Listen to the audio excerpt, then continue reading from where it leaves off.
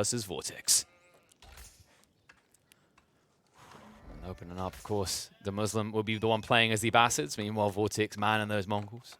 You mentioned is likely to go for the Rax play into the little bit of outpost spams. And it looks like he did get a forward spawning Uvu placement here. And looks like actually this is, you mentioned that, you know, the Mongol rush is either hilariously bad or hilariously good. Yeah. This looks like a hilariously good one because of those wood spawns, right? Yeah. One tower in between those two wood spawns might actually look crucial, but there is a thing. If you make a tower next to your opponent woods, your opponent might actually panic, pick up the villagers, take down the tower, and since you don't want to commit it to a tower rush, you don't really want him to panic. What you want to do is you want to put a strategical tower where you will stop your opponent from doing something. Like in this scenario, you don't want your opponent to make a town center, right? Yeah. Now, if you the best place to actually tower us, if that's what you want, is on the left, stone and gold. Got it. And I think the key one to your whole idea, don't make him panic, is you kind of have to give enough wiggle room for him to probably get the gold required for a tech up. Otherwise, he's still going to pull all those villages. Yeah. So what you want to do is you want to delay his timings. You don't want to necessarily stop him from taking the DC. You just don't want him to make a town center at 5 minutes and 20 seconds. You want him to make a town center at 7 minutes. That's an interesting point and a fair one as well. I guess like so the counter argument in people's minds might be, well, what if I just like go for a safer outpost and then a second one afterwards? Thing we have to remember is they nerfed the build speed as well as the health, so a lot easier to torch down and a lot harder to maintain the build up. But there's that Rax on a slight delay. Should allow for the correct timing. As you can see, DeMusliM's already close to having enough for his tech up to begin. So we'll see less immediacy to defend the gold and stone afterwards.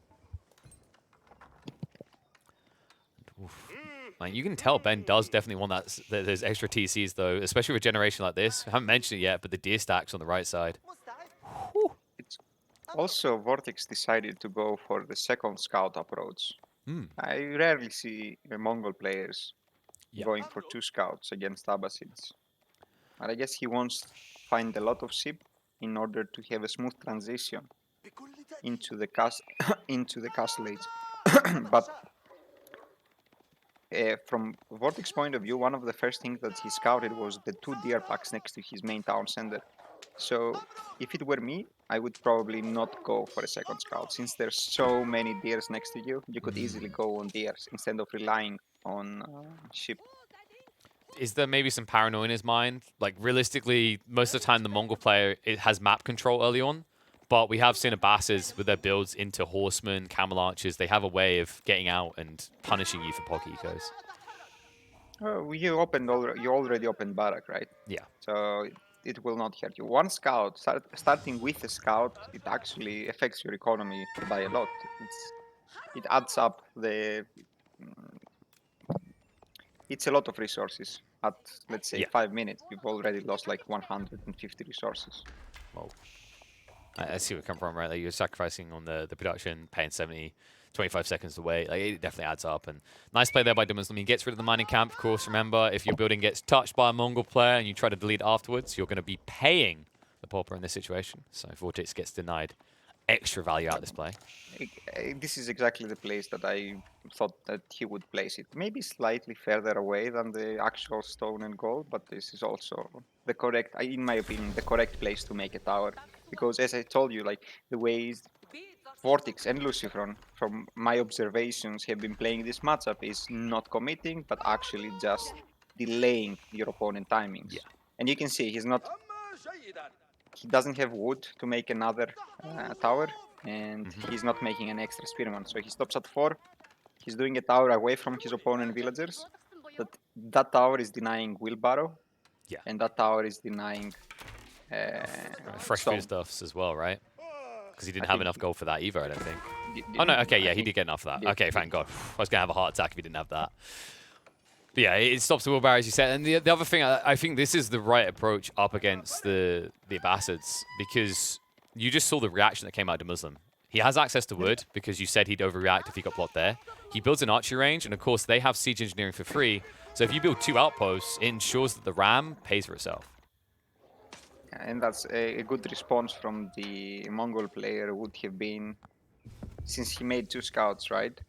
Now, what you could have done is like when you go for a tower rush and you have spears, your opponent will reply with archers. And if you can anticipate that he will do that, and you pretty much know that this is going to happen, you can also go for a stable and make a double horseman. And then he's forced to make a barrack, right? But Yeah. that delays his second town center even more, and he won't be able to gather stone. And I think DeMusliM kind of suspects that he's like, actually both are doing that right now. Yeah, you can see it coming out. I guess like some people be paranoid about making that play just because it drags feudal a lot longer, and it is fair to say that the Abbasids are ridiculously powerful and prolonged feudal at this point, right? But I see where you come from. Like the advantage is you're delaying that TC timing, so you don't see that eco escalation clearly. Yeah, because you don't really delay your castle aids. Like your castle aids, let's say instead of 9:30, it's gonna hit at 10, right? But the town center from 5 minutes and 20 seconds coming at 8 minutes, that's insane. That's huge. Yeah.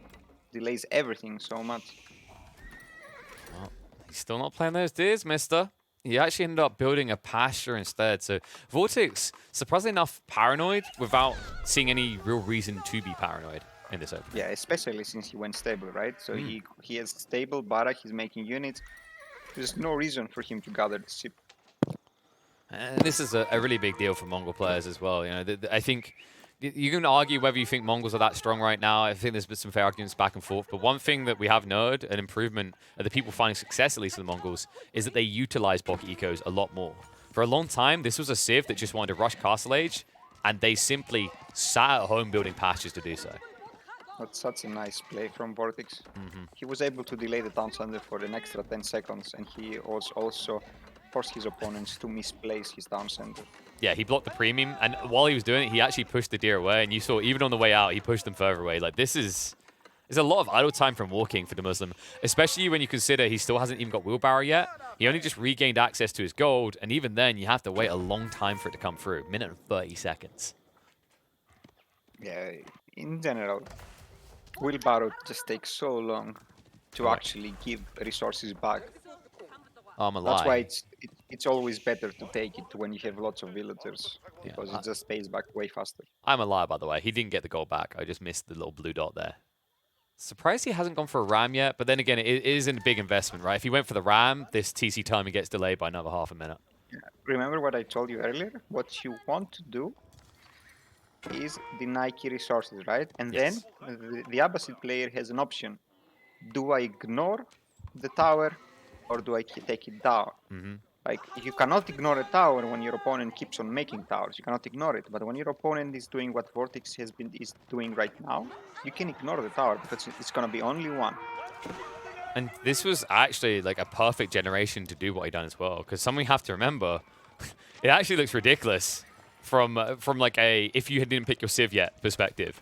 If you're a Mongol player, you'd be salivating. All of the gold on DeMuslim's side is in the corner. He's on the left. Yeah. And like, yes, DeMusliM got a second town center. He has lots of food, but he doesn't have access on gold. That pretty much means that DeMusliM, if he had the chance to gather more stone, he would be going for a third town center. I'm almost 100% possible he would be doing that.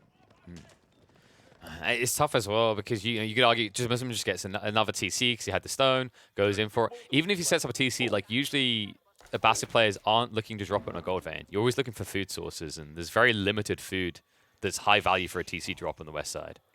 Now that's something I didn't expect. A ram. There's a ram. Okay, I actually like this though. Right? Tell me how you feel about it. I don't like it. Really? It's gonna be really hard to do damage, especially. The thing is that I don't know if DeMusliM expects this. Like, DeMusliM is like, he has 900 food. I don't know what he wants to do with that food, but he could easily have 8 horsemen on the field right now. Yeah. So if he scouted and he just made a staple and started popping out horsemen with his current units, plus the horsemen, he would be easily able to take down what's coming. Yeah. He made a ram of himself. Yes, he had to get rid of this in the end. the reason why, like, so here's my thought process on why I thought the Rams good. Is Vortex scouted the base? He saw no stables, right? So like that horseman idea takes time to build up.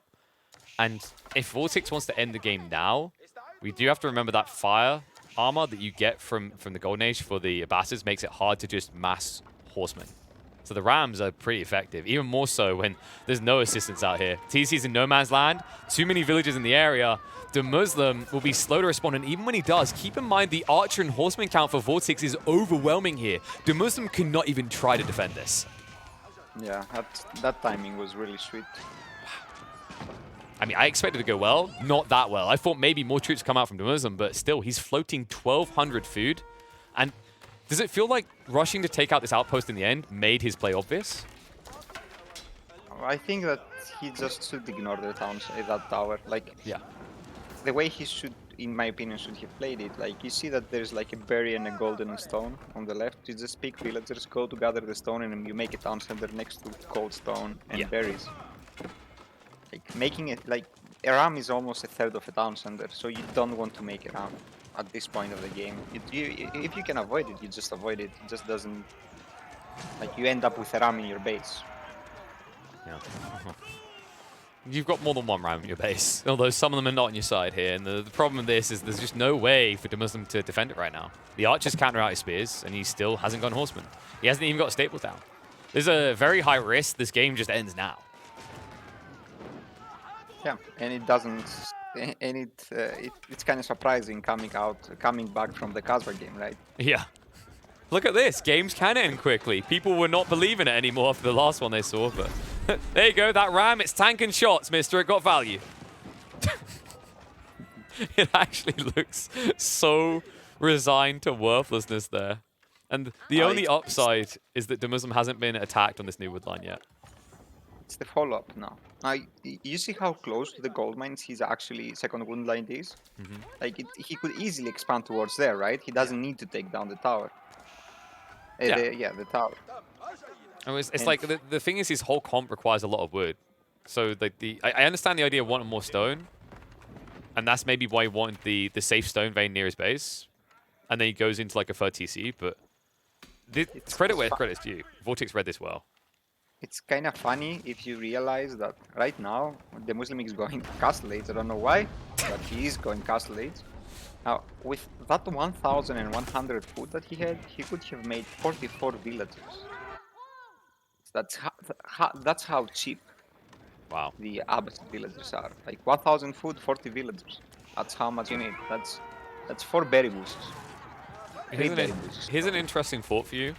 Is due to villagers costing 25 food each, if you have enough TCs to justify it, they're actually more efficient fighters than spearmen in Age 2. Actually, yeah, stat-wise, they have better stats, depending on cost. So there you go, guys. This is justification for the 10 TC Feudal Age Abbasid build. 10 TC, 200 villagers, Boom. Go for the landmarks. By the time the villagers die, you have 200 villagers again. Mass conscription strategy. Love it. Then until you run to a knight, right?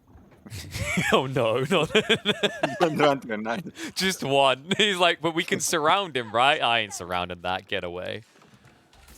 Oh dear, oh dear. This is looking pretty grim. I'm pretty sure Vortex can get a similar castle age timing after all this. The thing is, that with so many pastors, if it was just a Zer gathering the deer, he could easily be castle already, and we could be looking at veteran archers and veteran horsemen. That's how much important it is. Like, that's 7 pastors. That's 1,000 resources. So what you're saying, mister, is if you were playing this game right now, you would have beaten DeMusliM by 13 minutes. No. Okay, you're gonna be humble about it. Because I wouldn't be doing this type of pressure. That's true. It's surprisingly effective, though. That's the crazy exactly. part. That's why I'm like, I didn't expect this to work so well. And it comes down to the delaying of timings that I told you. It just threw DeMusliM so off. Like, DeMusliM was like, I need to get second town center as fast as possible after the initial pressure, and then I need to get castle because my opponent is gonna get castle super fast, get the relics, and start pressuring with me with lancers and men at arms. Yeah. Therefore, I need to rush castle. But then the ram came, and he was like literally not expecting that. Yeah, and really big credit to VortiX because another detail on that ram play, he set it up on that high ground, so it wasn't seen. It was very difficult for DeMusliM to ever get eyes on that. I think that small extra detail does matter because we have to remember we have God vision, right? If DeMuslim's up against a threatening force, he doesn't want to run uphill blind. He never knows what he's going to run into. And that's why I think it might be, it's kind of really important, like your scout. You need your scout to be on top of his ovo or close to his ovo, right? Yeah. So that you know what he's doing. Like if he saw the stable and then the archery range and the blacksmith, it would be so obvious what was happening, and then he could react it accordingly. But he was so blinded to the current meta that he just didn't expect that VortiX would try something like this. Now he's suffering for it. DeMusliM at this stage, we're 60 minutes into the game. He's a 1 TC Abbasid boy in Castle Age. You don't say that often. He's gonna make a second town center now. He's probably gonna go for a third DC as well. I'm pretty sure he will make 2 DCs. In the meantime, after the other. VortiX, I think he's going to go gluttonous in a different way. He's going to look to pick up all the relics, and actually he might get most of them for free. Yeah, he's gonna get all the relics that he can get. He's gonna get the upgrade for siege engineers on the field, and he's gonna push with archers, crossbows, and let's say around 10 knights. I think that's like his plan right now. He's gonna get it. He doesn't have the stone right now, but the first thing he's gonna click as soon as he has the stone is that upgrade. I'd be intrigued to see if he wants to get his hands on the level 2 upgrade for range damage as well. Just because, like, I think at this stage it basically ends up doubling your damage against lancers due to the ranged armor. Well, let's see if he goes to that. Looks like he hasn't got any interest in it right now. That was kind of unexpected. Hold up. He doesn't. He wants to do a stronger push. Yeah. So his timing would be slightly off with the siege, but it will be backed up by a strong economy. So in case he only does damage, he will be able to keep being in the game without falling back in equal. Nah, so But instead... I also, Oh, go ahead. yeah, but I also think that right now VortiX thinks that DeMusliM already had his second down center earlier built. He does not expect DeMusliM to be for DeMusliM to have been 1 TC all this time. Yeah, that's what I was about to say. Like, it gets even better than it appears at first. Like, VortiX might be thinking, I need these relics to remain competitive. Nah, bud, you're already doing that. You're actually very clearly ahead in pretty much every regard possible in this game. Lancer raid in is going to force some idle time. But the problem you always have is when you're up against Wheelbarrow plus Yam, it's difficult to even touch these villagers. Yeah, but damage is being done already. Having so many idle villagers, that reminds me of the Abbasid game. Hey, now VortiX has an excuse in this one. He can't wall this time, mister. He also can't keep drop. Still hurts to see. At least he has Yam and Wheelbarrow. I mean, by VortiX's standards, like, this is a very small amount of eco to be idling from what we saw earlier today. What was it? I think we had one game where it was 60 villagers running around. Only 30 Actually, it wasn't only 60. There were another, like, at least 10 villagers running on top of the hill. And I think there was some garrisoned as well. So it was basically like almost all of his villagers, apart from some guys in the left that were gathering gold. This is the thing, right? When you're playing, when you're going through the day, you want to feel like you're getting better with each game going. The cool thing about VortiX is, like, with almost 2 minutes of idle time in that game for his villagers on average, he's set himself a very big spectrum to improve upon, you know? So he's very much looking better in this one in terms of not having to idle out. And while that's happening, also now VortiX... Okay. That Lidical, don't do him like that. That was a small misclick. Small misclick? That relic looks huge. How long do you think it will take? I don't think he's going to realize until... No, he won't. He will go back and pick up a relic. Yep. And then he will realize. he will go to the monastery, pick up a relic, and just like do double damage. Like he didn't pick up the relic, but he picked the relic, not the correct relic. Now, the problem is actually like the temple location is somewhere where he might not look, so he might just actually only realize that he's picked a relic out of his temple when this raid comes in from the Lancers. I'm gonna say that. It's like the raid is going to be intercepted. A nice bait out there. Ooh. Six crossbowmen were on the queue. 6 archery ranges. You realized. And wow, DeMusliM actually got baited to double down on cavalry. He's going towards the camel riders now. It's a keep. The keep. It's early compared to the last keep. That's a really good keep. That's a really, really, really well-placed keep. Yeah. There's the cuts. VortiX sees this and he's like, okay, let's go from the right. This map looks pretty open. Time to use that to my advantage. And DeMusliM hasn't successfully walled off this area. And with the outpost going up, this might be difficult to dive. Oh, dear, dear. VortiX is going for the landmarks. It's yes. pretty simple. And I don't understand why DeMusliM hasn't scouted the right side of the map, because there's so much food on the right. And he wants to eventually get that, so he should have some kind of a vision there to eventually transition in that food with a town center. Yes, and the other thing to think about here is like DeMusliM, let's say he plays west side, it's like, oh yeah, but I don't want their food supply, I'll just accept I need to go farms. Well, one, you're up against Mongols, they farm your farms, as we already heard that before, but also I'm worried about the tree situation, because he doesn't have his home tree line. So a farm transition is going to be very expensive, and it's going to be very hard to find that finite resource at this rate. Right in? He can always get the wood in front of his keep. There's 2 big tree lines in front of his keep. But let's not think of ourselves, think so far. Like there's a we're not getting problem. that deep. One landmark is dead, is going down. There's no army to contest the Mongol army.